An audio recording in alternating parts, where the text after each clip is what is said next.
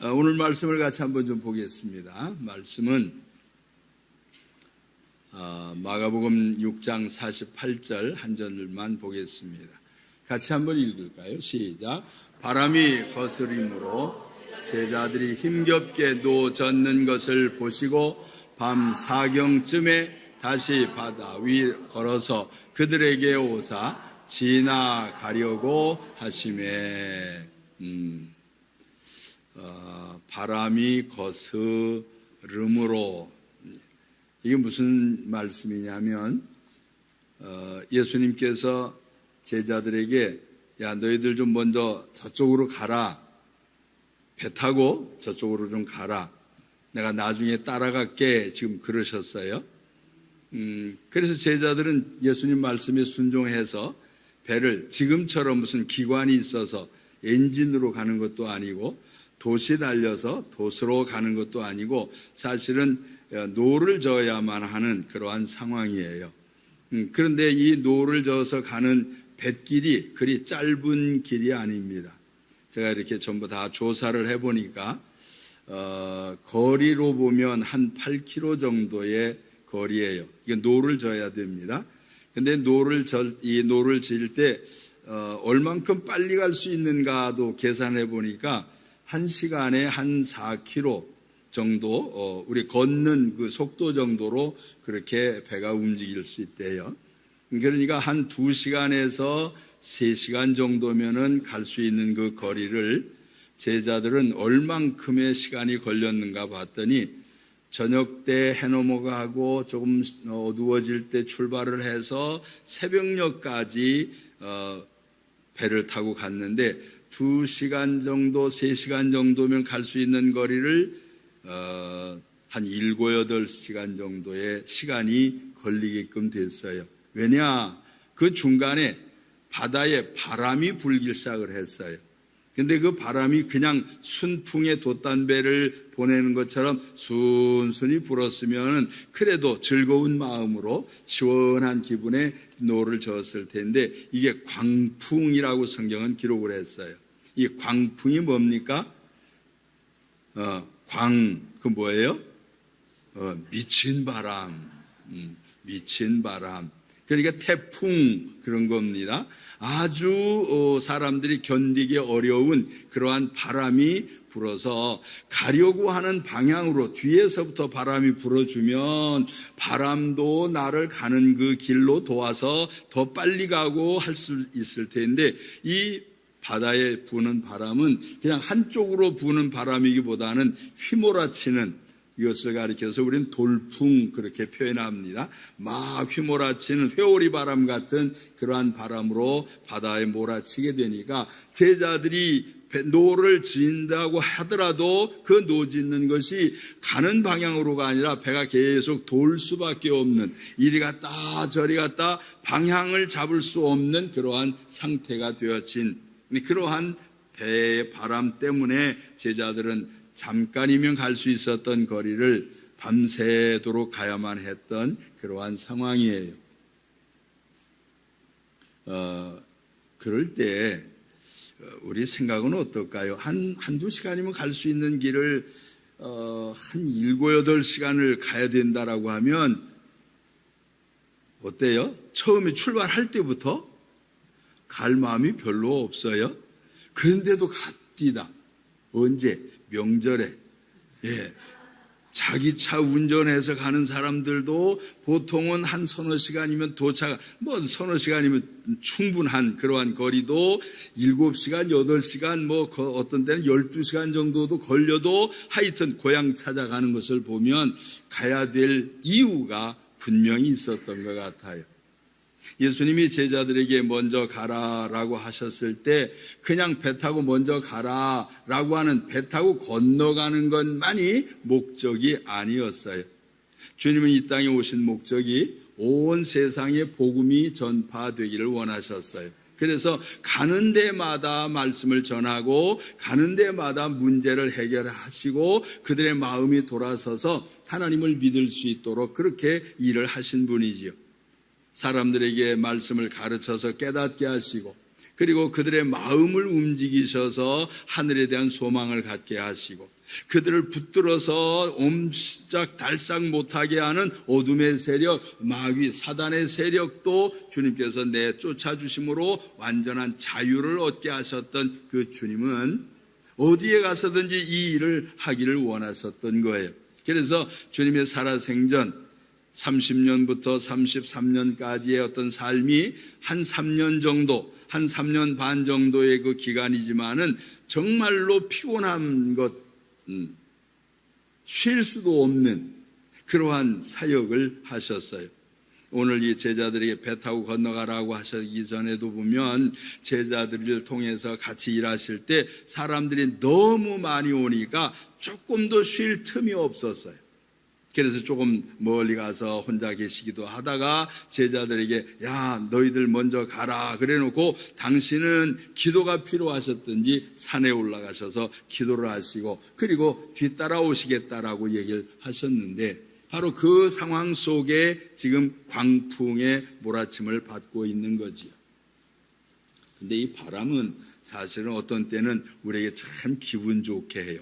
산 위에서 부는 바람, 시원한 바람. 그렇죠? 그래서 솔솔 불어오면 이 바람 때문에 상쾌함이 우리에게 와지고 땀도 마르게 되어지고 기분이 좋아져서 조금 전까지만 해도 기분 나빴던 것들이 기분을 다시 회복을 해서 일을 시작할 수 있는 것처럼 바람이 잘 불어주면 우리의 삶에 유익하지만 그 바람이 안 분다라고 생각을 하면 이것도 문제예요. 여러분 이렇게 딱 밀폐되어져 있는 공간에 공기의 흐름이 없게 되어지면 무슨 일이 벌어지는지 아십니까? 어느 한 구석에서는 곰팡이가 나기 시작을 해요. 여러분들 집에 베란다에 곰팡이 끼잖아요. 그리고 냉장고 뒤쪽에 막 이상한 거 생기잖아요. 이것은 왜 그러냐면 그쪽으로 바람이 잘 안 통하기 때문에 그래요. 그래서 가끔씩 환기시킨다 그러지요. 창문 열어놓고 바람이 이리 왔다 저리 왔다 하게 만드는 이유는 속에 있는 공기들을 신선하게 만들 뿐만 아니라 우리의 기분까지도 기분 좋게 하는 거지요. 근데 그렇게 좋은 바람이 살살 불어주면 우리가 살만 날 것 같아요. 근데 이 바람이 조금 세지기 시작을 하면 어때요? 사람들이 바람이 세지기 시작을 하면 이거 큰일 났네 이 소리가 나오기 시작을 합니다. 왜 그래요? 나뭇가지라도 꽃이라도 피었을 때에 이것이 떨어지면 어떻게 하나 그 생각이 들지요. 그 막 광풍이 되어져서 휘몰아치는 바람이 되어진다고 하면 우리의 삶에 살맛이 안 날 거예요. 집도 무너질 수 있고 식물들, 곡식들도 전부 다 땅에 떨어져 버리는 이러한 일들, 그래서 생업에 영향을 받게 되어지는 불행한 일들을 만날 수 있는 거지요. 이렇게 잘못되어진 바람들이 일어날지라도 여전히 하나님이 이 바람을 주관하시는 분임을 믿으시길 바랍니다. 그러니까 하나님께서 바람을 통해서 하시는 일들 보니까 구약에서도 바람을 통해서 일하시는 게 있고 심지어는 사단도 이 바람을 통해서 자기의 일을 합디다. 욥기서의 말씀을 보면 우리가 잘 알아요. 광풍이 몰아쳐서 아들들이 모든 자녀들을 다 바람에 그냥 집이 무너지게 해가지고 다 죽게 만든 사건이 벌어졌어요. 구약에 보면 요나라고 하는 사람이 하나님의 뜻을 버리고 도망가려고 하다가 바다에서 풍랑을 만나가지고 이 바람이 일어난 이유가 뭐냐라고 할 때 나 때문이다, 나 바다에 빠뜨려라 라고 했던 것을 살펴보게 될 때 이게 바람은 때로는 하나님께서 일하시는 방법이고 때로는 사단에게 허락을 하셔서 우리를 괴롭히는 일들일 수도 있다고 하는 거예요. 그런데 그냥 물리적인 바람이 불면 그렇게 생각할 수 있어요. 근데 이 물리적인 바람뿐만이 아니라 사실은 우리의 삶에 그 바람이라고 하면 그 어떻게 좀 견딜 수 있을 거예요. 집이라도 튼튼하게 지으면 바람의 영향을 전혀 안 받고도 살 수가 있어요. 근데 이것이 우리 마음에서부터 바람이 불기 시작을 하면 우리의 생활 속에 사람과 사람 사이에 바람이 불기 시작을 하면, 내가 하고 있는 생업에 바람이 불게 되어지면, 내가 살고 있는 삶의 영역에 이러한 바람들이 일어나게 되어지면 우리가 견디기 어렵단 말이에요. 마치 주님께서 제자들에게 배 타고 건너가라고 하셨을 때 순종해서 배를 타고 갑니다. 제자들은 열심히 노를 지으면서 가라고 했으니까 갑니다. 가다가 그것도 밤중에 낮이면 훤히 보이니까 뭔가 좀 이 방법이 생길 수도 있는데, 이거 밤중 아닙니까? 이 밤에 광풍이 몰아치게 되니까 그 바람을 그래도 거슬려 가면서 그 바람을 이기기 위해서, 목적지에 도착하기 위해서 제자들이 열심히 노를 젓는 이 모습들. 근데 이것을 나 혼자만, 우리들만 그렇게 하고 있었더라면 실망할 수밖에 없지요. 근데 성경을 살펴보니까 주님께서 그것을 보시고 그랬어요. 할렐루야. 주님은 안 보시는 것 같은데 다 보고 계십니다. 주님은 모르시는 것 같은데 다 알고 계십니다. 주님이 가라고 하신 곳에 제자들을 향하여 시선을 멈추지 아니하고, 비록 주님이 산에서 기도하고 계셨지만 그래도 여전히 그분의 시선은 제자들에게 꽂혀 있는 것이에요. 이 갈릴리 바다는 상황이 어떤 바다인가 하고 살펴보니까 이렇습니다. 제가 그림을 좀 보여드릴게요. 제가 여러분에게 참 친절한 사람이에요. 저 위에 있는 것은 갈릴리 바다입니다. 그 다음에 이렇게 쭉 내려오면서 요단강이에요. 그 밑에는 사해 바다입니다. 그런데 이게 이런 거예요. 조금 더 보여드릴게요. 해수면이라고 하는 거 있죠? 이거 지중해의 해수면, 우리가 살고 있는 모든 땅들하고 바다하고의 그 영향을 주는 것이 이제 해수면이라 그러는데, 이 해수면보다도 갈릴리 바다는 210m 정도가 수면이 낮아요. 그리고 요단강은 이쪽 바다 끝에서 저쪽 사해 바다 시작하는 데까지의 거리를 이렇게 계산해 보니까 이게 한 105km 정도가 되어져요. 그러니까 이 한 100km 정도의 길을 구비구비 하게 되어지면 뭐 200km도 되고 300km도 될 수 있겠죠. 직선 거리로 한 100km 정도 되니까. 근데 사해 바다는 보통 사람이 살 수 있는 수면, 해수면 위에서 사는데 그것보다도 430m나 더 낮아요. 그러니까 보통 해수면보다도 위에서, 땅에서 우리가 살다가 갈릴리 바다 쪽으로 내려가면 해수면이 더 낮으니까 이거 조금 문제가 일어날 수 있어요. 여러분, 공기가 좋은 데는 보통 우리가 살고 있는 이 지역이에요. 근데 여기보다도 더 내려가게 되어지면 이 공기가 희박해져 갈 수 있어요. 더 올라가도 문제지요. 근데 어쨌거나 더 밑으로 내려가는데 갈릴리 바다에는 그래도 조금 해수면보다는 낮지만은 그래도 많은 물고기들이 살았단 말이요. 근데 이 사해 바다는 염분이 보통 바다보다도 9배는 더 짜답니다. 그러니까 이 생물들이 거기는 살 수가 없어요. 갈릴리 바다는 그래도 각종 고기들이 있는데 여기 사해 바다는 살 수 있는 상황이 아니에요. 죽음의 바다, 그래서 사해 바다 그렇게 얘기를 하는 겁니다. 사해. 어쨌거나 그렇게 상황이 낮은 쪽으로 내려가면서 점점 내려가니까 죽음의 바다에까지 이르게 되어지는데, 그래도 생명을 유지할 수 있을 만한 이 갈릴리 바다에서 풍랑을 만나니까 무슨 생각이 들었는가? 성경을 보니까 두려워했다, 그 말이 나옵니다. 오 주님, 우리 이렇게 내버려 두시겠습니까? 그러면서 그게 주님을 찾는 모습도 다른 곳의 사건에서 볼 수가 있어요. 예수님이 같이 배 타고 가자 그러시고 배에서 주무셨던 일도 있거든요. 그때도 여전히 풍랑이 일어나니까 제자들이 주님 우리를 좀 어떻게 좀 해보세요, 우리가 죽게 생겼습니다, 막 이렇게 했을 때 주님 말씀은 이랬어요. 믿음이 적은 자들아, 왜 이렇게 믿음이 없냐? 내가 너희를 죽게 내버려 두겠느냐? 그 말이지요. 아니, 내가 죽는 걸 내가 죽으려고 그러겠냐? 아니다. 나는 내가 있으면 걱정이 없다. 지금 그 말씀을 하신 거예요. 그리고 나서 지금 제자들만 지금 배 타고 보냈는데, 그때 풍랑이 일어나니까 그때 이제 걱정이지요. 아직 먼저 보내는 주님이 계실 때니까 그래도 주님 흔들어 깨울 수 있는데, 이 예수님이 안 계신 입장에서 풍랑을 만나니 제자들 얼마나 걱정이었을까요? 근데 설상가상으로 이렇게 성경을 보니까 먼 발치에서 뭔가 허연 게 지금 하나 오고 있잖아요. 성경 보니까 유령인가 그랬어요.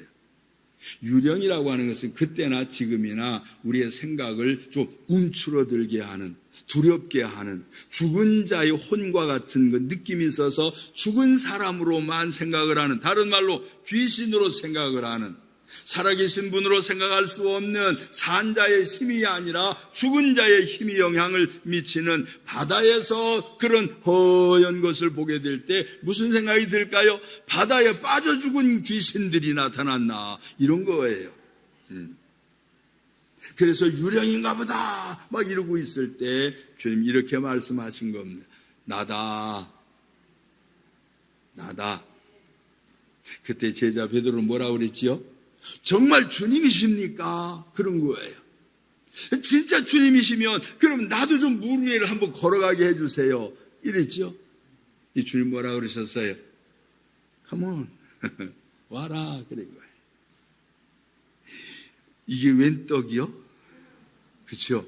다른 사람이 경험치 못하는 일들, 다른 사람에게 일어날 수 없는 일들, 상상을 초월한 신이나 할 수 있는, 귀신과 같은 존재만이 할 수 있는 그러한 일들을 베드로가 나도 한번 걸어볼게요 라고 했던, 우리가 살고 있는 이 세상에서는 있을 수 없는, 이걸 가리켜서 우리는 기적, 그렇게 하는 겁니다.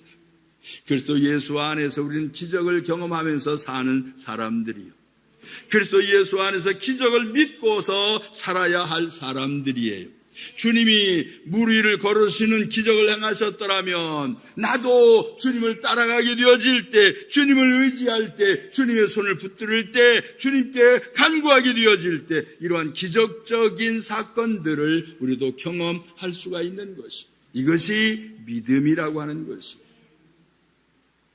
여러분에게 이 기적의 믿음이 생겨지기를 예수님 이름으로 축원합니다.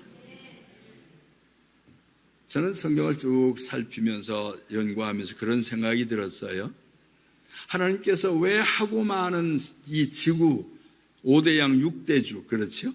이 지구에 왜 하필이면 그 조그마한 땅, 가나안 땅, 팔레스타인 그 땅을 하나님께서 아브라함에게 선택을 하셔서 주셨을까라는 거죠.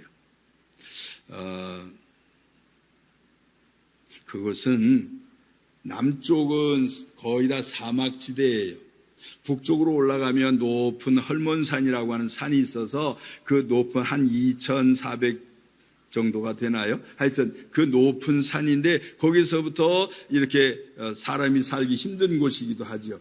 그런데 거기서 내려오면서 이 초목이 우거지고 물도 많고 밑으로 조금 더 내려오면 초지가 잘 조성이 되어져서 성경에 표현한 것처럼 소돔과 고모라 시대에도 보면 에덴 동산 같더라라고 하는 것처럼 살기 좋은 지역들로만 되어져 있는, 그리고 그 끄트머리에서 이 지역으로 지나가면서 사해바다 근처에 내려가면서부터는 이 진짜로 사막지대예요. 사람이 살기 어려운. 왜 그런 곳을 선택을 하셨을까? 그리고 오늘 잠깐 보여드린 것처럼 거기에 호수가 있어도 그냥 조금 이렇게 위에, 산 위에 좀 있으면 얼마나 좋아요. 이 강도 그냥 밑으로만 내려가는 그 요단강이, 거기에 또 바다가 하나 있다고 하는데 이게 사람이 살 수 없는 그러한 지역이에요. 왜 이렇게 험악한 지형을 아브라함에게 선택을 하셔서 이 땅을 너에게 주겠다 그렇게 하셨을까라는 거죠. 제가 쭉 기도하면서 연구하고 하다 보니 그런 생각이 들었어요. 학자들이 그렇게 얘기를 합니다. 이 땅은 지구상에서 일어날 수 있는 모든 환경과 조건들이 전부 다 농축되어져 있는 지역이다 그래요. 거기는 지진도 있어요. 이스라엘 땅에는 지진도 있어요. 화산도 있어요.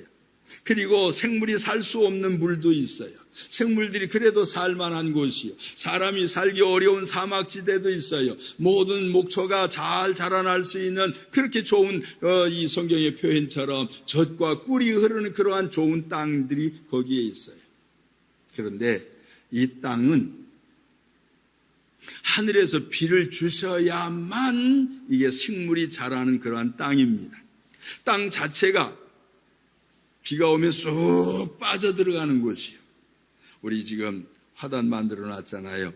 이 화단에다가 흙을 갖다 채웠는데 이 사토라고 그래요. 이 모래 흙이요. 그래서 물 주잖아요. 쑥 빠져버려. 비가 오잖아요. 쑥 빠져가지고 계속 날은 쨍쨍한데 거기 계속 물이 흘러요. 왜 그래요? 이 물이 빠져버리니까 고이질 않으니까. 거기에 뭘 심어놨는데 전부 다 비리비리해요. 가서 보세요. 그래서 계속 갖다 물 줘야 돼. 아침에도 주고 저녁에도 주고. 그래서 조금 새파란 것은 그래도 제가 물 줘서 그래. 저도 물 주고 우리 집사람도 물 주고 또 우리 권사님도 아시는 분들은 와서 집사님도 와서 주고 아시는 분마다 전부 다 물 수돗물 갖다 주고 있어요. 지금 우리 하나님 주신 물이 아니라 수돗물이요. 어쨌거나 거기 이제 자라게 되어지는데 그렇게 물이 있으면 잘 자라지만 물이 비가 와도 빠져버리게 되어지는 그 사막지대와 같은 그곳에 하나님만을 바라보면서 살도록 하기 위하여 그 땅을 하나님께서 선택을 하신 거다 그 말. 오늘날 우리들이 이 세상 살아가면서 내 힘으로만 살려고 하는 사람들이 얼마나 많습니까?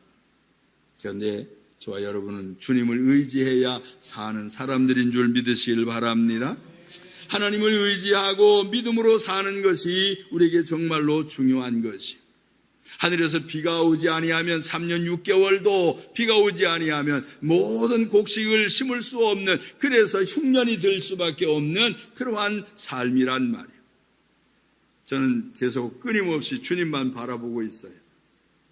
사람에게 뭐 의지하거나 사람에게 뭘 도움을 청하거나 그러기보다는 주님을 의지하고 주님께 나아가고 있습니다. 이 믿음으로 함께 나갈 수 있게 되기를 간절히 원합니다. 하나님이 풍랑을 주시는 것도, 풍랑이 일어나는 것을 허락을 하시는 것도 하나님의 목적이 있어서 그런 것이에요. 구약에 보니까 하나님께서 바람을 통해서 일하시는, 바람 속에서 말씀하시는 이러한 사건들이 구약엔 기록이 되어 있어요. 그러니까 이러한 세상적인 물리적인 바람이 부는 것도 하나님이 움직이실 수 있다라고 하는, 하늘과 땅을 창조하신 전능하신 그 하나님은 물리적인 세상의 일들도 움직일 수 있다라고 하는 것을 지금 제자들에게, 베드로에게 지금 보여주시고 있는 것이. 왜 의심하느냐? 왜 걱정하느냐? 왜 두려워하느냐? 내가 너희를 보고 있다. 내가 너희를 관리하고 있다. 내가 너희를 바라보고 있다라고 하는 주님의 말씀을 오늘 아침에 들을 수 있게 되기를 간절히 바랍니다. 우리 생활 속에 일어나는 많은 바람들이 있어요. 사람과 사람 사이의 감정의 바람들이 왔다 갔다 합니다. 때로는 뜨거운 바람으로 들어가기도 하고 뜨거운 바람으로 나에게 오기도 하고 찬바람이 불어서 쌩하기도 하고 내가 사람 대접 받지 못하는 것처럼 막 내가 좌절하게 되어질 때도 우리에게 일어나지만 이 모든 것들도 하나님의 허락하심 속에 있다라고 하는 것을 인정한다고 하면, 주님에 의해서 시선을 띄지 아니하면 아마도 제자들이 바다에서 이 풍랑을 만났을 때 막 바람을 거슬려 가면서 노를 저으면서 이렇게 생각을 했을 거예요. 왜 주님이 안 오시는 거야? 왜 주님이 어디 계신 거야? 왜 우리만 보내신 거야? 아마도 그러지 않았을까요? 근데 주님은 먼 데서 무태서 지금 그걸 바라보고 계신 거예요. 부지런히 아마 걸어오신 것 같아. 아멘. 우리는 1시간에 4km를 걸을 수 있지만 주님은 잠깐이면 걸어오실 수 있어요. 아멘.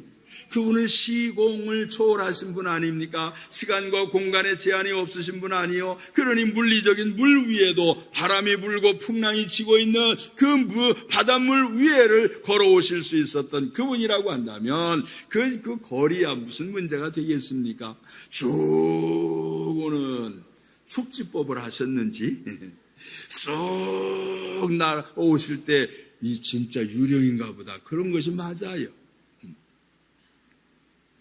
주님이 보고 계시다가 아이고 제자들이 힘들구나. 근데 성경 보니까 이렇게 기록을 했어요. 주님이 지나가시는 것처럼 하셨대요.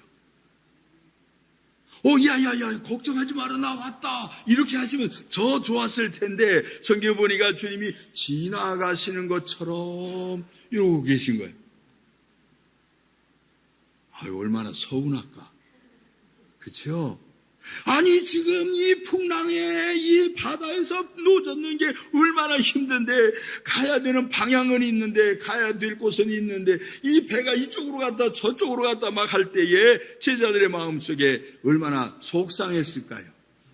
가라고 하셔서 가기는 갑니다만 왜 이런 일이 일어납니까? 주님 좀 계셨더라면 지난번에 풍랑을 잔잔케 하시고 그렇게 하신 것처럼 하실 수 있을 터인데 왜 안 계셔가지고 이 모양이냐고. 여러분이 정말로 주님이 안 계신 것처럼 느껴지게 되면 여러분은 그 풍랑을 진짜로 느끼게 될 것이요. 죽게 생겼다라고 느끼게 될 것이요. 그 광풍에 여러분의 마음이 낙심되고 좌절하게 되어질 것이. 그러나 주님의 능력을 안다면 주님의 임재하심을 깨닫게 되어진다면 여러분의 마음속에 평안함이 오게 될 것이. 왜 의심하였느냐 왜 두려워하느냐 믿음이 적은 자들아 라고 하신 것처럼 주님이 우리를 향해서 그러한 그 책망의 말씀이 아니라 야 믿고 있구나 그러면 얼마나 좋을까요? 할렐루야. 저와 여러분의 마음속에 있는 이 믿음의 고백들이 이 아침에 생겨지기를 예수님 이름으로 축원합니다. 제자들에게 주님이 오셔야만 했던 이유가 있어요. 저쪽으로 가자 너희들 먼저 가라 그렇게 하셨던 이유가 분명히 있다고 그랬어요. 어느 곳에서나 복음을 전하시려고 했던 것. 그런데 방향을 제가 지도의 방향을 보니까 이래 놨어요. 북쪽에서부터 남쪽으로 지금 배를 저어서 가라고 하신 거예요. 북쪽하고 남쪽하고는 방향에 대한 의미가 좀 달라요.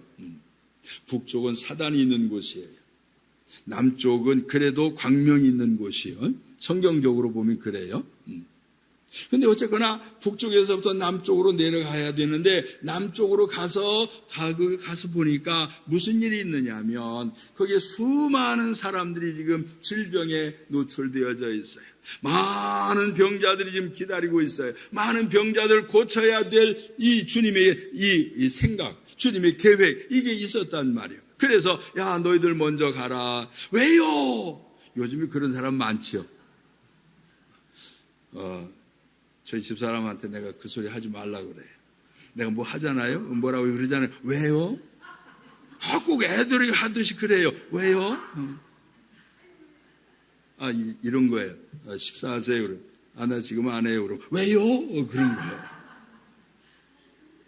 갑시다. 그럼. 나 지금 안 가요. 그럼. 왜요? 그러는 거예요. 내가 왜 안 가는지를 알면 왜요 안 그럴 텐데 모르니까 그 소리가 나오는 거잖아요. 그런 것처럼 우리의 삶이 주님께서 가라는 대로 말씀에 살라는 대로 순종하라는 대로 지금 목적을 향해서 가고 있는데 그 진짜 목적이 어떻게 이루어질 것인지에 대한 그것이 안 보이니까. 보였더라면 그 기다리는 사람들이 많은 걸 알았더라면 병자들에게 복음이 전파되어지는 것들을 미리 내다볼 수만 있었더라면 제자들은 왜요? 그 소리는 안 했을 것이다. 원망하는 일들도 안 생길 것이다. 풍랑이 지나고 나면 세월이 지나고 나면 여기에 무슨 일이 일어날는지를 훤히 알고 있으면 원망, 불평, 불만이 없을 것이다. 그래서 아브라함의 생애가 복된 것이에요. 아브라함은 가라 그랬더니 예. 아들 바쳐라 그랬더니 예.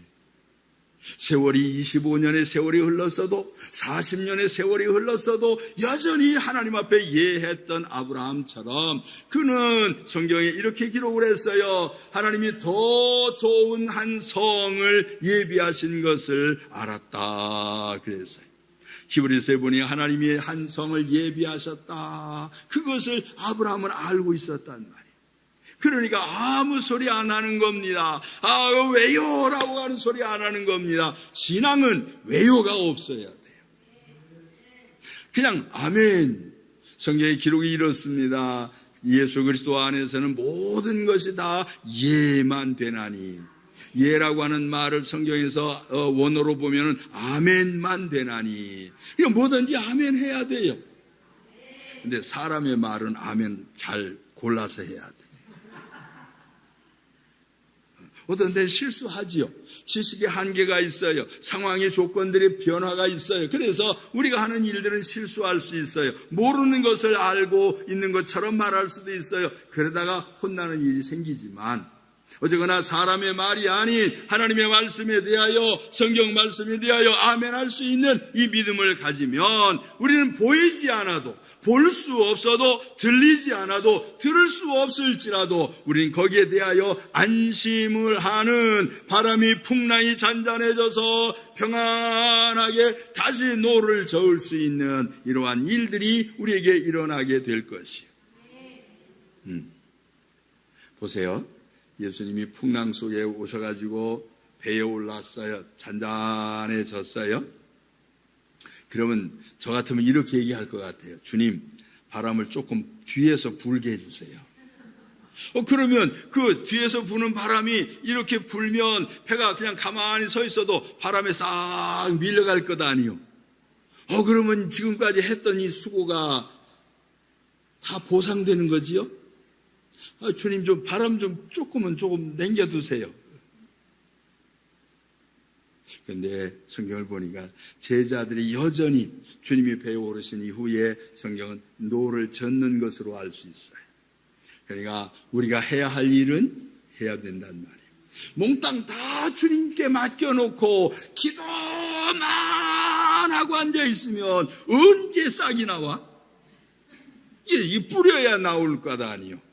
뿌려놓고 기다려야지. 물 주면서 살펴봐야지. 거기에 잡초 뽑아주면서 크기를 바라야지. 내가 할 일을 하지 아니하면서 주님 믿습니다.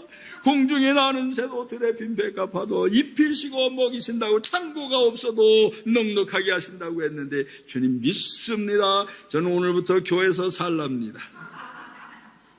그렇게 하는 것 아니잖아요. 우리에게 주신 건강, 우리에게 주신 지식, 우리가 가지고 있는 이 감정, 우리가 할 수 있는 모든 것들을 다 사용을 하면서 주님의 목적을 이루어 나아가는 지혜로운 자들이 되어지기를 예수님 이름으로 부탁을 드립니다. 주님이 제자들에게 가라 하신 그 속에 풍랑이 이는 것을 주님이 모르신 까닭이 없어요. 바다를 모르시는 분이 아니에요. 고기가 어디에 많은지도 알고 계시는 분이요. 그 바다 속에 오른편에 던져봐라. 아멘.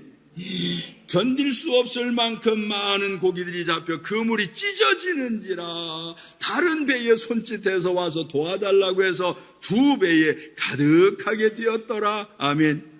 부활하신 이후에 153마리가 잡히게 되어진 한 번 더 던져라. 고기들이 다 모이게.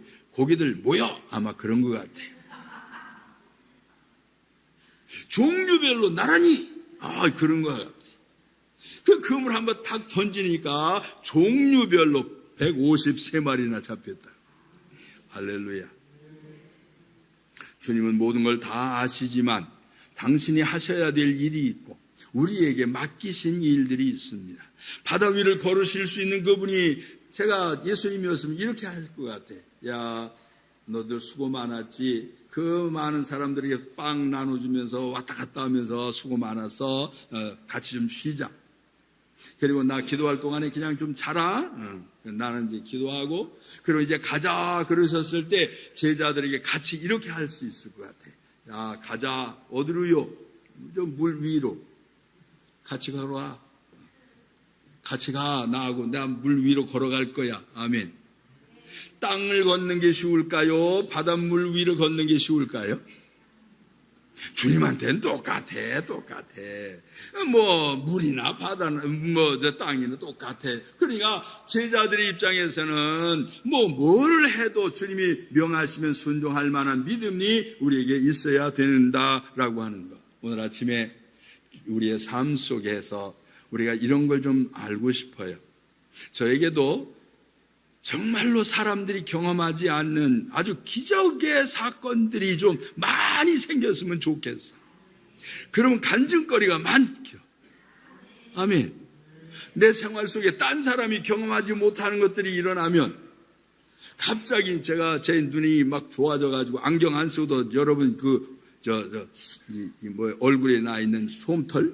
네, 그것까지 보여지면 어이구 벌초하셔야 되겠네 막 이렇게 얘기할, 이 눈이 너무 좋아가지고 현미경처럼 보여지기만, 그렇게 하면 이거 기적 아닐까요? 근데 그런 거 말고 주님이 우리에게 기적을 베푸실 때에는 목적이 있어서 하시는 거예요. 우리의 삶 속에 일반적으로 일어나고 있는 일들이 아닌 특별한 일들이 생겨지게 되면 거기에는 목적이 분명히 있단 말이에요. 우리 교회도 육체적으로 좀 힘드신 분들이 여럿 계셔서 기도합니다. 주님 도우시옵소서, 주님 치료하시옵소서. 우리 위해서 계속 기도하고 있어요. 물론 때로는 의사의 손길도 또는 약의 손길도 우리가 그걸 받습니다만은, 그럼에도 불구하고 주님은 일을 하고 계시는 게 틀림이 없어요. 그래서 수많은 사람들이 그 질병으로 인해서 세상을 떠나가게 되더라도 생명이 연장되어져 가는 그 시간이라도 주님이 주신다고 얼마나 감사합니까? 제가 이 생각을 했어요. 성경적인 표현으로 사람이 살 때 70이요 그랬어요. 우리의 연한이 강건하면 80이라도 그랬지요. 그러니까 70 넘어서 사는 삶은, 건강하게 사는 그 삶은 하나님이 축복이라고 제가 믿어져요. 이제 80이 넘어가면 그건 내 거 아니요. 그건 내 생명이 아니요. 누구 생명이요? 주님이 주신 생명 아닙니까? 아멘. 그러기 위해서 비타민 A, B, C, D, E, F, G 뭐 이것도 다 먹어야 되지만 아무리 그거 먹는다고 해서 다 건강합니까? 아니요. 어쨌거나 중요한 것은 하나님이 나에게 주신 생명이 다른 사람보다도 조금 더 길어진다라고 하면 그 기간만큼이라도 하나님의 손길이 있음을 확실히 기억하셔야 된단 말이에요. 저는 요즘 사는 게 그 마음으로 살아요. 하나님이 저에게 그래도 건강 주셔서, 그래도 맑은 정신 주셔서, 그래도 여기에 좀 이렇게 잘 돌아가게 하셔서 해야 할 말들을 할 수 있도록, 주님이 원하시는 말씀들을 전달할 수 있도록 그렇게 하시는 것을 보니 하나님 감사합니다. 주님이 쓰고 계시잖아요. 네, 속된 표현을 주님이 써 잡수셔 지금. 저를 주님이 조금 쓰시는 것 같아요. 기도할 때에도, 말씀을 전할 때에도, 위에서 하나님 역사 일할 때에도 하나님께서 이렇게 저렇게 목적지를 향하여 가게 하시는, 복음이 전파되어지는 것, 하나님의 나라가 전파되어지는 걸 위하여 일하실 때 쓰임을 받는, 제자들에게 배 타고 건너가라고 했을 때 풍랑이 있어도 그냥 믿음으로 나아가려고 했던 것처럼 아마도 이런 생각이 있었을 것 같아요. 막 바람이 불고 풍랑이 치잖아요. 그때 제자들이 어떻게 할까요? 가라는 대로 가려고 했을까요? 아니면 빨리 땅이 가까운 데로 가려고 했을까요? 여러분 같으면 어떻게 해요? 이러다 우리 다 죽겠다. 그러니까 어떻게 해? 목적지는 못 가더라도 그냥 땅이 가까운 데로 가자, 그렇게 안 하겠어요? 그게 똑똑한 사람이에요. 그런데 제자들은 가려고 하는 방향으로 가는 거예요. 아멘. 믿음의 사람은 그런 것이에요. 목적을 잃어버리면 안 돼요. 삶의 목적을 잃어버리면 안 돼요. 목적이 있는 삶을 살아가야 합니다. 주님의 말씀이 목적이어야 하고 주님의 원하심이 목적이어야 될 때 우리는 거기에서 비로소 하나님은 기적을 일으켜 주시는 거예요. 초자연적인 사건, 물 위를 걷게 하시는 사건, 갑자기 몰아치는 그 광풍, 그 바람을 잔잔케 하시는 이 사건, 공기의 흐름을 막을 수 있는 이러한 사건, 이러한 것은 기적이 아닐 수가 없어요. 하나님이 하시는 일들은 우리에게는 기적이지만 하나님은 그냥 하시는 겁니다. 그러니 그분을 의지하고 그분을 믿고 섬겨 나가시기를 간절히 바랍니다. 제가 조금 만든 거를 조금만 보여드릴게요. 제가 여러분하고 시간을 갖는 게 일주일에 하루지요?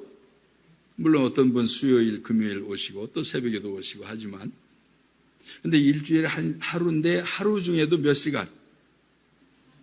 1시간? 2시간? 이러시는 분이 계세요. 제가 여러분하고 얼굴 대하고 있을 수 있는 시간이 얼만큼 되는지 아세요? 30분에서 40분. 요게 설교 시간이에요. 아멘. 근데 이 많은 일주일의 그 시간 가운데서 3, 40분 정도만 여러분이 말씀을 들어야 되겠어요? 더 많이 들으시면 좋겠어요? 근데 또 설교가 길어지면 뒤에서 궁시렁궁시렁.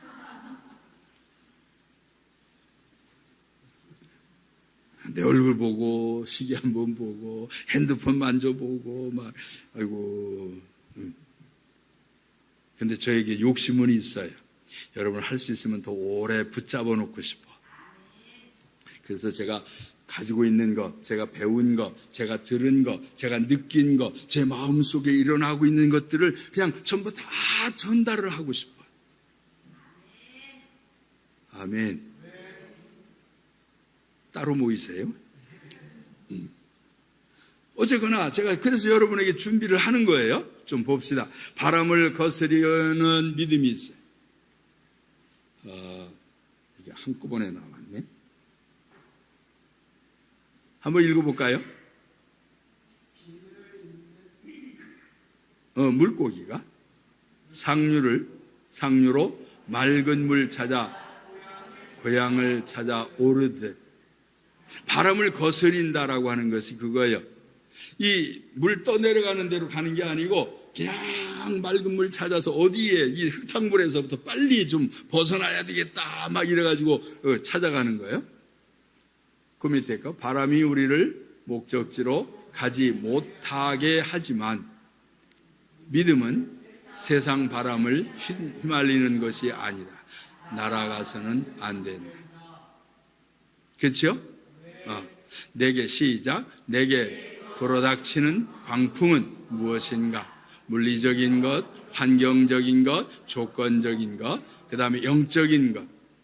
비로소 시작. 비로소 광풍을 향하여 잠잠하라 명하고 불 뚫고 나가야 한다.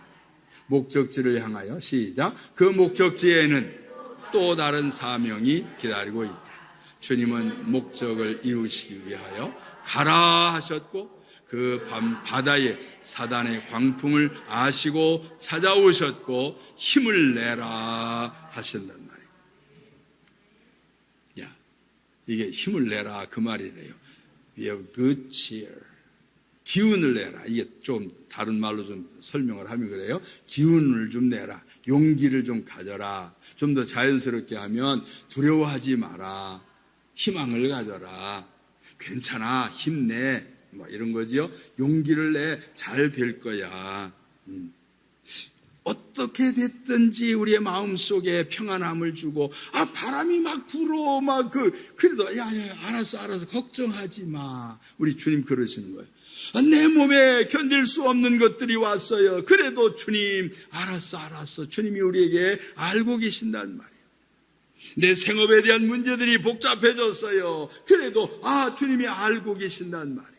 왜요? 우리를 망가뜨리기 위하시는 분이 절대로 아니요. 사단이 바람을 불어서 욥의 자녀들을 다 휘몰아쳐서 그렇게 데려가는 일이 일어날지라도 하나님 거기에 뜻이 있었단 말이에요. 우리의 생애를 통하여 주님의 영광을 받으실 줄 믿으시길 바랍니다. 할 일이 있어요. 목적이 건너가야 할 이유가 분명히 있어요. 겟세마네 게네사렛 많은 병자들이 기다리고 있어요. 가다라 지방의 건너편에 귀신 들린 군대 마귀 들린 자가 있어서 우리를 향한 목적이 있으시면 순종하는 자들을 위하여 반드시 도착하게 하실 것이요. 저는 저의 생애가 불행으로 끝나지 않게 하실 줄로 확실히 믿습니다. 지금까지도 하나님이 좋은 길로 인도하셔서 그렇다고 해도 조금씩 풍랑이 일어서 바다가 파도가 좀 쳐서 흔들흔들거리고 위험한 것처럼 느껴지던 그런 날들도 있지만, 그러나 여전히 목적지를 향하여 가고 있는데 그 목적을 이루실 줄로 믿습니다. 한 6, 8km 되어지는 거리를 6시간, 9시간에 걸쳐서 가야만 했던 제자들은 얼마나 속상했을까. 아니 멀쩡한 날 놔두고 그냥 땅으로 걸어가도 충분히 갈 만한 거리를 왜 배 타고 가라고 해가지고, 안 그럴까요? 이렇게 하면 될 거를 왜 저렇게 하라고 해가지고, 왜 이 상황에서 더 어렵게 만들어가지고 우리가 원망하고 불평하던 이스라엘 백성들처럼 광야의 삶 속에서 많은 어려운 일이 생길 때에 풍랑이 있는 것처럼 내 삶에, 내 몸에, 내 마음에, 내 생활에, 내 생애에, 내 생업에 일어나는 이 많은 일들이 왜 일어나는가 하지만 목적이 분명히 있어요. 그걸 통해서도 하나님이 일하시는 것을 아시기를 바랍니다. 그런데 일어난 사건을 보니까 일어났어요. 갈릴리 바다의 사건들이 몇 개가 나오는데, 보면 6장에서는 저녁 무렵에 오병이어의 역사를 일으키셨고 해질 무렵에 출발을 시켰어요. 그리고 나서 밤 사경 전에, 이건 9시부터 새벽 3시 그 사이에요.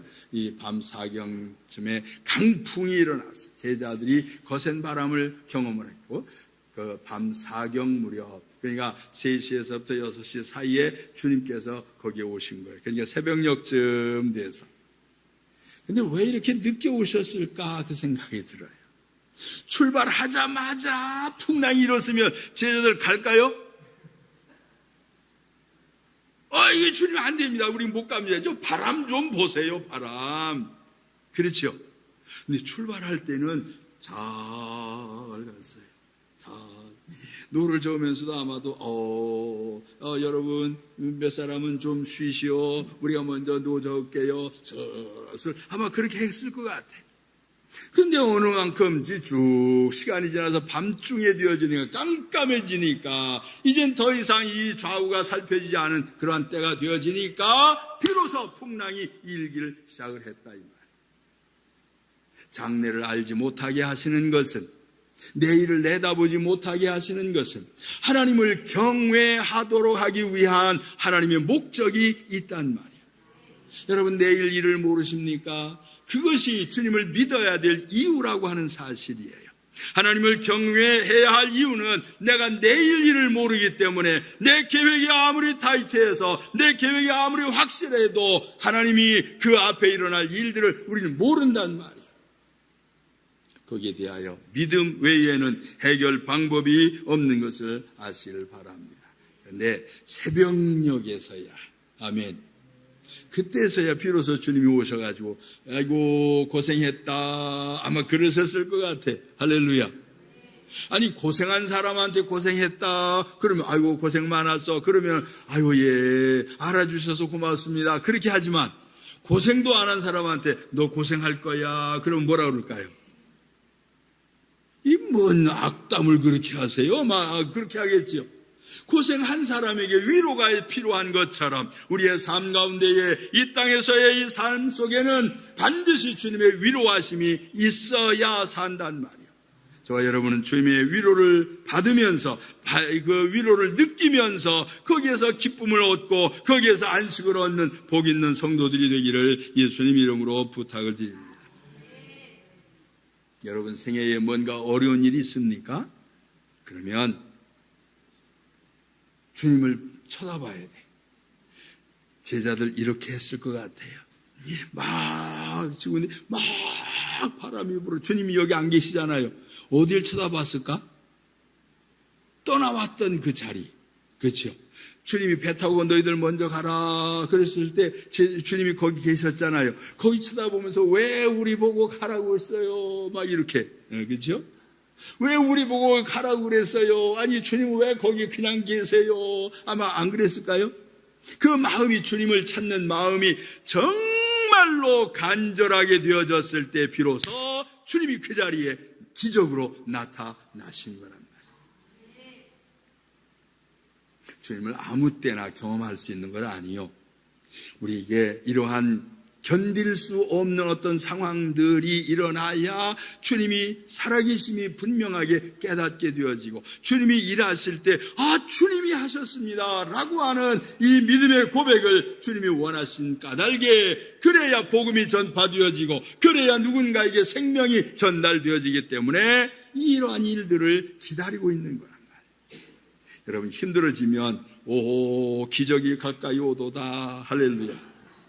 조금 어려워지면, 생활이 조금 힘들어지면, 삶이 좀 복잡해지면, 누군가하고 마음에 심리적으로, 영적으로 문제가 생겨지게 되면, 주님이 가까이 오시는구나. 할렐루야. 주님이 가까이 오시게 되어지는 것, 그래야 주님이 하셨습니다. 그 소리를 할 수 있단 말이에요.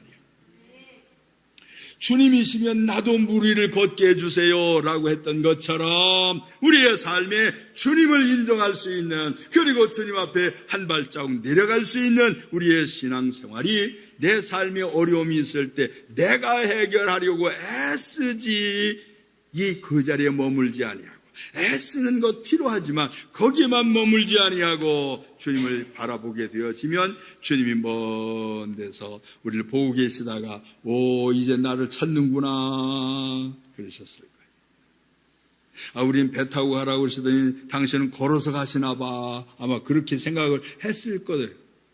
안 그럴까요? 아니 바다는 배 타고 가야지. 어디 가려면 바다로 가든지 걸어가든지 둘 중에 하나인데 우리하고 배 같이 안 타셨으니까 지금 거기서 걸어가실라나 봐. 그렇죠? 축지법 하실라나? 중요한 것은 주님이 우리에게 명하신 것에 대하여 믿음 가지고 힘들고 어려울 때에도 주님을 놓지 않게 되길 바랍니다. 힘들어지면 힘들어질수록 주님을 향하여 더 간절하게 찾고 구하게 되어지면 우리 주님은 그때에서 내가 여기 있다. 나다. 내가 여기 있다. 출애굽기서에 모세에게 내가 스스로 있는 자다. 나는 나다. 라고 말씀하신 것처럼 예수님께서 내가 여기 있다. 산자로서 여기 있다. 전능자로서 여기 있다라고 하는 그 말씀을 분명하게 하시는 걸 믿으시기를 바랍니다. 이걸 경험을 하면 그 다음에 문제는 문제가 아니에요. 주님이 다 하실 텐데 걱정하지 맙시다. 주님만 의지합시다. 문제가 조금 생기면 주님이 내게 기적을 일으키시려고, 주님의 역사하심을 나타내시려고, 나를 통하여 하나님의 살아계심을 나타내시기 위하여 나를 사용하시는구나 라고 하는 믿음 가지고 주님을 바라보고 주님을 찾게 되기를 간절히 바랍니다. 저는 무슨 문제가 생기면 여러분이 아시는 것처럼 저는 어디 가요? 어떻게 하셨어요? 전 문제가 좀 복잡해지면 전 기도원 가요. 가서 골방에 들어가서 방 하나씩 찾아가지고 그 방에 들어가서 안 나와요. 나올 거 있어요. 그냥 방에서 거기 화장실도 있는데 거기 물도 나오는데 밖에 나올 이유가 없어요. 그냥 방에서 밤낮으로 그냥 기도하고 주님 왜 그러셨습니까? 그랬더니 내가 했다. 걱정하지 마라. 아이고, 그럼 알았습니다. 그리고 그때 내려오는 거예요. 아멘. 전 주님을 만나고 주님이 저에게 말씀하시고 저에게 주님이 지시하시는 것들을 제가 행하기 때문에 제가 걱정이 없어요. 보세요. 얼굴이 반반하잖아요. 얼굴이 점점 더 훤해지잖아요. 어떤 목사님 저를 보고 그래요. 목사님 그렇게 힘들고 어려운데 건물 짓고 땅 사고 그 교회 조금 이렇게 복잡한 일 생기고 목사님 다 죽어가시는 줄 알았는데 보니까 팽팽하시네. 예. 그럴 수밖에. 나는 걱정이 없어요. 우리 주님이 하시는 일들이 그냥 쓰임받는 거예요. 주님이 저를 사용하시니 감사한 것이요. 순풍에 돛단 배처럼 주님이 임재하심 속에서 순순히 미끄러져가는 그 일들을 주님이 허락을 하셔서 제가 간증할 수 있게 하셔요. 여러분에게도 이러한 일들이 생겨지기를 예수님 이름으로 축원합니다. 우리 찬송 같이 한 장 하겠습니다.